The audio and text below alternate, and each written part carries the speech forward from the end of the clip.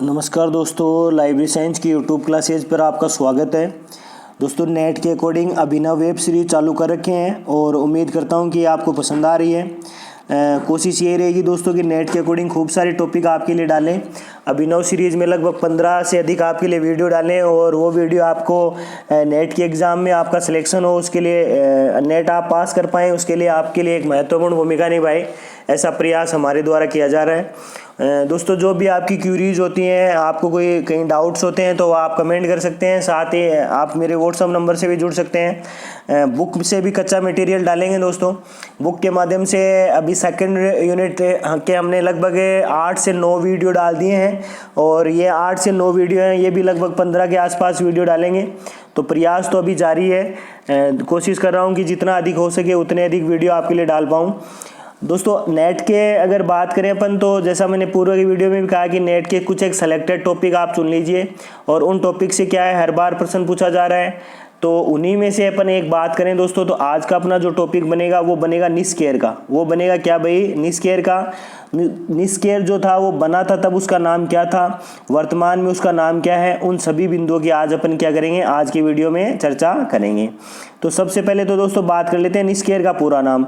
अगर दोस्तों केवीएस की एग्ज़ाम हुई या फिर यूँ समझो राजस्थान में जो भर्ती निकली है उसकी जो एग्ज़ाम है उसको अगर ध्यान में रखें तो एग्ज़ाम में केवल निस्केयर का पूरा नाम पूछे जाने की क्या रहेगी, संभावना रहेगी।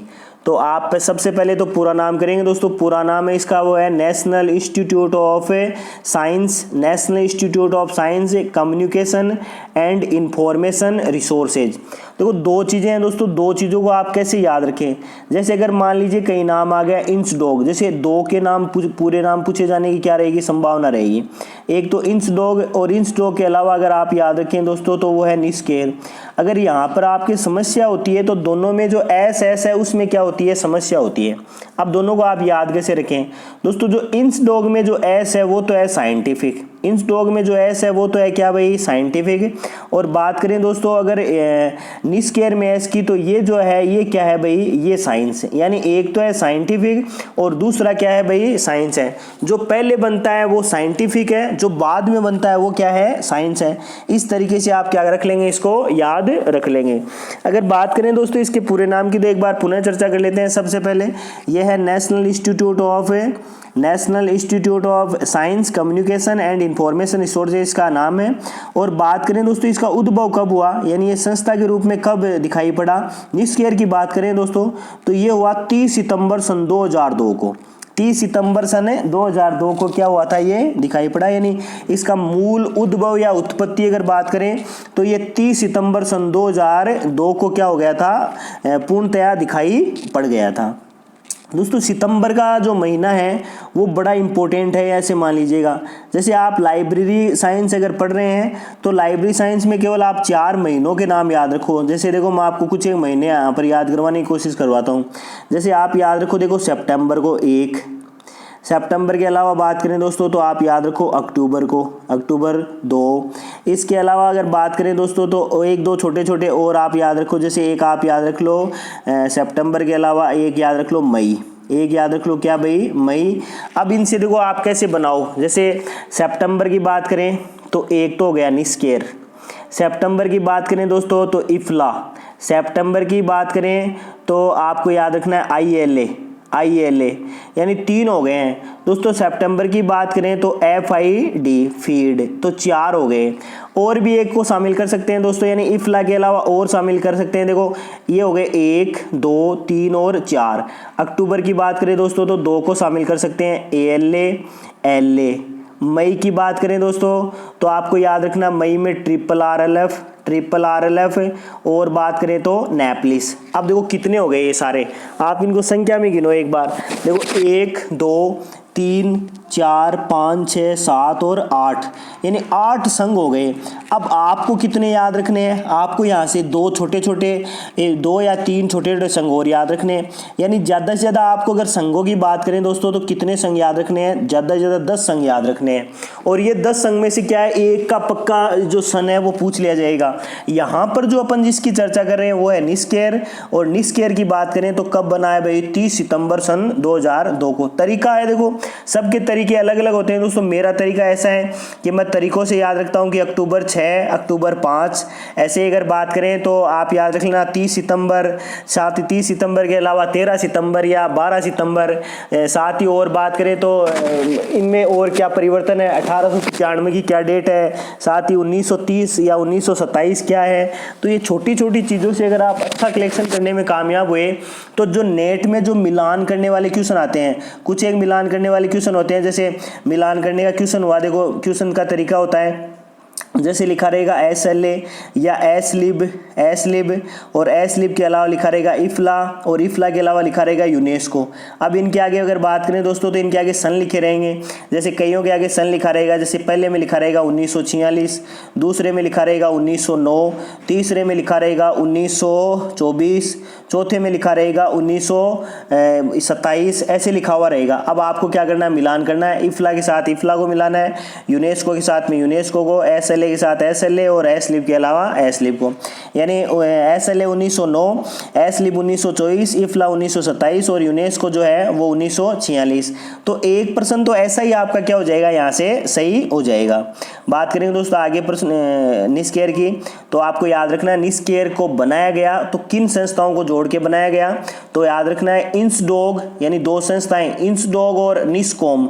देखो इंसडॉग की बात करें तो Indian national scientific documentation centre 1952, मुख्यालय की बात करें तो नई दिल्ली, और साथ ही नेशनल इंस्टीट्यूट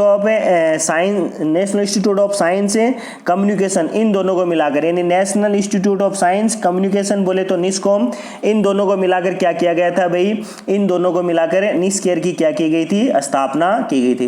दोस्तों आपको मैं इंस्टॉक तो बता चुका हूं कि इंस्टॉक की स्थापना कब हुई। निस्कॉम के बारे में आप बताएंगे कि निस्कॉम को कब स्थापित किया गया, साथ ही इसका मुख्यालय सर्वप्रथम कहां रखा गया, इसकी स्थापना में सहयोग किसका रहा, तो वो आप हमें कमेंट करके क्या करेंगे भाई, बता देंगे। आगे बढ़ जाते हैं दोस्तों। आगे बात करें तो इसका मुख्यालय, यानी निस्केयर के मुख्यालय की बात करें तो निस्केयर का मुख्यालय कहाँ है भाई, नई दिल्ली में है। और साथ ही बात करें इसकी संरक्षक यानी इसको सपोर्ट करने वाली या इसकी पेट्रोन जो संस्था है वो कौन सी है, तो वो है CSIR, यानी बोले तो council of scientific and industrial research जो है वो इसकी क्या है भाई, इसकी संरक्षक संस्था है और वही क्या करती है, इसको पूर्णतया संरक्षण प्रदान करती है। साथ ही देखो बात कर लेते हैं इसको स्थापित करने में मुख्य उद्देश्य क्या रहा। तो इसका स्थापित करने का मुख्य उद्देश्य की अगर बात करें दोस्तों तो वो था भारत में पुस्तकालय एवं वैज्ञानिक सूचना संबंधी आवश्यकताओं को पूरा करने के लिए एक प्रलेखन सेवा क्या करना, उपलब्ध करवाना या डॉक्यूमेंटेशन सर्विस उपलब्ध करवाना, इसका क्या था भाई, इसका मूल उद्देश्य था। और स्थापना से ये क्या कर रहा है, अपने इस उद्देश्य के कार्य कर रहा है। और बात कर लेते हैं इस कार्य के दौरान वो कौन कौन से ऐसे छोटे छोटे पब्लिकेशन या सामान्य प्रकाशन के कार्य कर रहा है, तो उसकी भी अपन चर्चा करें। तो वो भी आपको याद रखना है, ई पब्लिशिंग कर रहा है, साथ ही इंडेक्सिंग कर रहा है, इंडेक्सिंग यानी अनुक्रमणिका और सारकरण की सेवा प्रदान कर रहा है, ऑनलाइन क्या करता है, पब्लिकेशन का काम करता है। और यहाँ से एक इंपॉर्टेंट है दोस्तों CAPS यानी कैप्स क्या है। तो सबसे पहले तो अपन अगर लाइब्रेरी ग्रेड 3 की तैयारी कर रहे हैं दोस्तों तो कैप्स का पूरा नाम याद रखना है। और नेट की अगर तैयारी करें तो आपको याद रखना है कैप्स कौन जारी करता है या कैप्स का प्रकाशन कौन करता है, तो कैप्स का प्रकाशन निस्केयर करता है। दोस्तों कैप्स का पूरा नाम की बात करें तो यह है content abstract and photocopy services, इसका क्या है भाई, पूरा नाम है। और कैप्स इंपॉर्टेंट है दोस्तों निस्केयर के लिए, क्या है, बड़ा इंपॉर्टेंट है। तो यहाँ से आप इसको भी क्या रख सकते हैं, याद रख सकते हैं। बात करेंगे दोस्तों इसके अलावा और कौन से प्रकाशन करता है, तो ये CSIR नॉलेज गेटवे का प्रकाशन करता है, यानी council of scientific and industrial research knowledge gateway का प्रकाशन करता है। और बात करें तो अनुवाद सेवा यानी ट्रांसलेशन सर्विस भी क्या करता है, ये प्रदान करता है, ट्रांसलेशन सर्विस प्रदान करता है। साथ ही देखो ट्रांसलेशन सर्विस तो प्रदान करने से आप यूं याद रखिएगा, भारत में अनुवाद सेवा जारी करने का काम कौन करता है, तो आपको याद रखना है भारत में अनुवाद सेवा जारी करने का काम इंसडॉग, और इंसडॉग के कार्य को आगे बढ़ाने का काम कौन कर रहा है, तो आगे बढ़ाने का काम कौन कर रहा है भाई, निस्केयर कर रहा है। तो यहाँ भी निस्केयर की क्या रहेगी, महत्वपूर्ण भूमिका शामिल रहेगी। बात कर लेते हैं दोस्तों इसके विशिष्ट प्रकाशनों की, यानी इसके जो स्पेशल प्रकाशन है उनकी चर्चा करते हैं। और स्पेशल प्रकाशन से एग्जाम में प्रश्न आने की भी क्या रहेगी, संभावना रहेगी। तो सबसे पहले आप इसके विशिष्ट यानी स्पेशल जो पब्लिकेशन है उनकी बात करें तो ये प्रकाशन करते हैं इंडियन साइंस अब्स्ट्रैक्ट का क्या करते हैं भाई, प्रकाशन करते हैं। यानी इंडियन साइंस अब्स्ट्रैक्ट बोले तो देखो ISA का प्रकाशन करते हैं। और इसकी कैसी आवृत्ति है दोस्तों, तो सेमी मंथली है, यानी आप ही समझो कि महीने में 2 बार क्या की जाती है, प्रकाशित किया जाता है। और साथ ही ISSN प्रकाशित क्या है, करता है। यानी ISSN बोले तो यह है international standard serial number, 8 digit का होता है। भारत में कौन प्रकाशित कर रहा है दोस्तों, तो याद रखना है भारत में निष्क्रिय कर रहा है। इसकी शुरुआत कब से हुई थी ISSN की, वो आप हमें कमेंट करके क्या कर देंगे, बता देंगे। दोस्तों ये 2 चीजें यहाँ से मैं बता देता हूँ, दो चीजों को आप 3 चीजों में शामिल करो। कैसे शामिल करें 3 में, जैसे देखो सबसे पहले मैं ले लेता हूँ ISSN को, यानी अब मैं यह 3 चीजें बनाता हूँ। देखो सबसे पहले तो है ISSN, उसके अलावा बात करें तो ISBD, और उसके अलावा बात करें तो ISBN। दोस्तों इन तीनों से आपको जानकारी करनी है। और आप यूँ समझो कि इन तीनों से एग्जाम में एक पक्का प्रश्न आने की क्या रहेगी, संभावना रहेगी। इन तीनों के बारे में आप क्या जानते हैं, तो आप हमें कमेंट करके क्या कर सकते हैं, बता सकते हैं। छोटी छोटी जानकारी, कौन सा कितने डिजिट का होता है, कौन से को जारी कौन करता है, जैसे ऊपर वाला तो आपको निष्क्रिय याद आ गया। ISBD की बात करें दोस्तों तो इफ्ला का नाम आ जाएगा। ISBN की बात करें तो RRRLF आ जाएगा। आप इनके बारे में और क्या जानते हैं वो हमें कमेंट करके बताएंगे। अगर इन तीनों से, मैं वादा करता हूं आपसे कि इन तीनों से अगर आपने जानकारी इकट्ठी की तो आप यूँ समझोगे कुछ एग्जाम्स तो ऐसे मिलेंगे आपको लाइब्रेरी एंड इंफॉर्मेशन साइंस के, जहाँ पर ये तीनों के तीनों क्या है, एग्जाम में पूछे गए हैं। तो एक बार भी आप इन तीनों के बारे में जितनी मैक्सिमम से मैक्सिमम जानकारी इकट्ठी करना चाहें उतनी आप देखें। आप एक बार देखते ही आपको क्या हो जाएगा, पता चल जाएगा कि कौन सी चीज़ से कैसा प्रश्न आ सकता है। दोस्तों इन तीनों से इनका पूरा नाम पूछा जा सकता है, डिजिट पूछे जा सकते हैं, इनका निर्माण कौन करता है वो पूछा जा सकता है, कौन से सन में निर्माण हुआ है, ये सारी छोटी छोटी बातें क्या है, पूछी जा सकती हैं। तो आप इनके बारे में और क्या जानते हैं, जैसे सबके पूरे नाम की बात करें तो international standard serial number, international standard bibliography description, international standard book number, ये इनके पूरे नाम है। जारी करने की बात करें तो निष्क्रिय, इफ्ला, और साथ ही बात करें तो RRRLF। सन की बात करें तो वो आप हमें कमेंट करके क्या करेंगे, बताने की कोशिश करेंगे। और भी बहुत सारी जानकारी है दोस्तों, लेकिन आप इन तीनों से क्या रखेंगे, याद रखेंगे। ऐसे ही दोस्तों बात करें तो ऊपर वाले से भी आपको क्या रखना है। देखो सबसे पहले तो है ISA, इसके अलावा बात करें दोस्तों तो इसके अलावा आपको याद रखना है LISA, और इसके अलावा बात करें तो तीसरा है वो है ILSA। ये भी दोस्तों 3 है। तीनों की बात करें देखो यहाँ से तो सबसे पहला तो है ये है निष्क्रिय का, दूसरे की बात करें तो ये है LA का, और तीसरे की बात करें दोस्तों तो ये है आइसलिक का।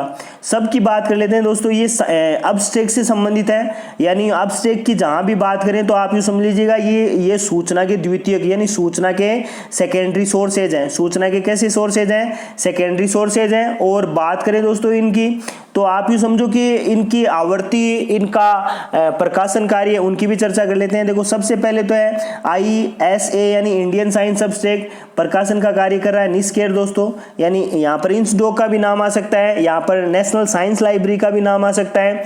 तीनों क्या करते हैं, इसके प्रकाशन में महत्वपूर्ण भूमिका। जैसे जैसे इंसडॉक नए स्वरूप में आ रहा है वैसे वैसे इसका क्या है, प्रकाशन स्वरूप बदलता जाएगा। यानी कहने का मतलब जहाँ पर नेशनल साइंस लाइब्रेरी लिखा रहेगा वहाँ पर इंसडॉक नहीं रहेगा, जहाँ पर इंसडॉक लिखा रहेगा वहाँ निष्क्रिय नहीं रहेगा।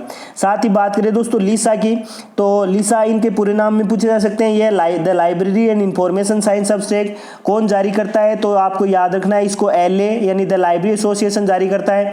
पहली बार कब जारी किया था, तो सन 1950 में इसको क्या किया था, जारी किया गया था।